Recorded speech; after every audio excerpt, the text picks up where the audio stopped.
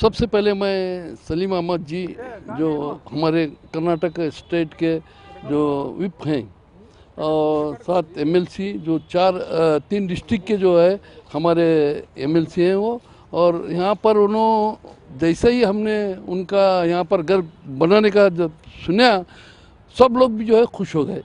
हमें ये चाहते हैं कि जब यहाँ पर आने के बाद एक नेशनल लीडर जो नेशनल में रहने वाले यहाँ पर आकर जो घर बनाए, हमें इतनी खुशी हुई कि हर एक लाख क्या बोलते सलीम अहमद साहब आ गए, हमारा काम हो गया, सलीम अहमद आ गए, हमारा काम हो गया। हर लोगों के दिल में ये है।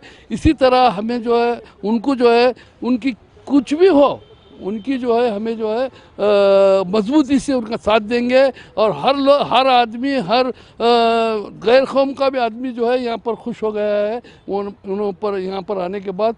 हम दिल से उनका शुक्रिया अदा करते हैं कि उन्होंने यहाँ पर घर बनाया।